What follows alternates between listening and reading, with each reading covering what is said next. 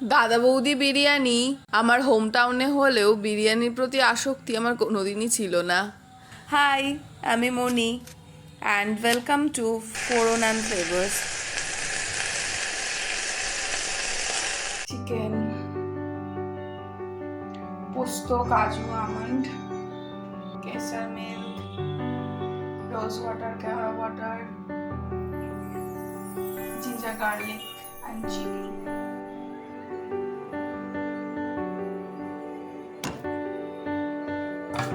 হ্যাঁ, তো যেটা বলছিলাম, বিরিয়ানির প্রতি আমার আগ্রহ খুব একটা ছিল না, কারণ আমি ফ্রাইড রাইস আর চিলি চিকেন কম্বোর সঙ্গে ম্যাডলি ইন লাভ ছিলাম। কিন্তু এই কিছু বছর যাবৎ বিরিয়ানির যে রমরমা শুরু হলো আর পাল্লা দিয়ে বাড়তে থাকলো আমার বোনের বিরিয়ানির প্রতি যে ভালোবাসা, তার থেকেই আমিও আস্তে আস্তে আসক্ত হয়ে পড়লাম বিরিয়ানির প্রতি। আর তারপর এলো করোনা আর প্যান্ডেমিক, আর মাঝে মা একদিন বাড়িতে বিরিয়ানি বানালো।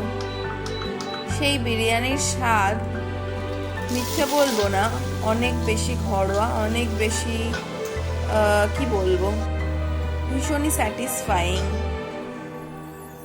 রেস্টুরেন্টের বিরিয়ানির সঙ্গে তুলনা হয় না। ওই মা বিরিয়ানি করলে বোন দেখতাম 4 বেলাই ওই বিরিয়ানি খেত। বিয়ের পর দেখলাম আমার বড় কিন্তু সেই বিরিয়ানির বেশ ফ্যান হয়ে গেল।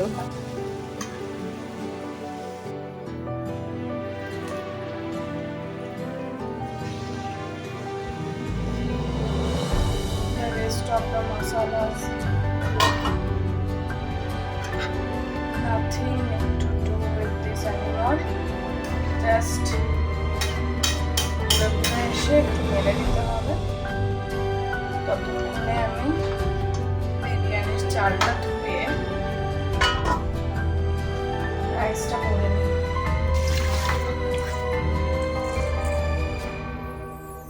একটু বেশি করেই জল দিচ্ছি।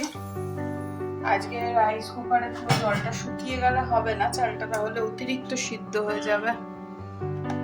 তাই জন্য আগে থেকেই, যেমন হাঁড়িতে ভাতের মার কুকুর দেয় তেমনই করব।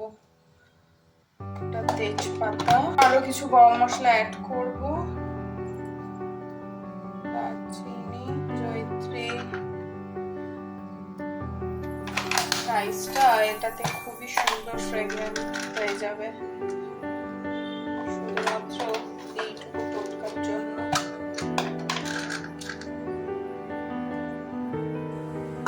তোমরা যারা আমার আগের ভিডিও দেখেছো তারা তো জানোই যে আমি নিজের হেসেল পাওয়ার সঙ্গে সঙ্গেই ফোরন অ্যান্ড ফ্লেভার্স নিয়ে এক্সপেরিমেন্ট করতে বেশ ব্যস্ত হয়ে পড়েছি। আর সেখানেই মায়ের সেই বিরিয়ানির রেসিপিটাও নিজের মতো ট্রাই করলাম। প্রথম কিছুদিন বানিয়েছিলাম প্রেসার কুকারে, কারণ আমার বিরিয়ানির বড় হাঁড়ি বা ডেকচি কিছুই ছিল না। তারপর একদিন কি মনে হলো ট্রাই করলাম রাইস কুকারে, দেখলাম আউটকামটা বেশ বেটার।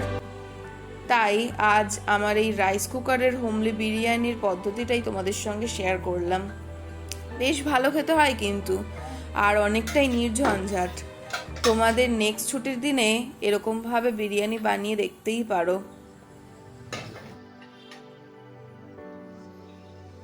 আলু ভাত দেবে না? দেবো তো।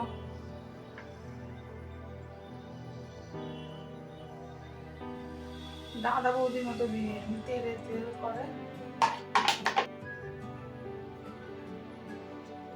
এ বাবা, বেরেস্তা দিতেই ভুলে গেছি। ঝালা।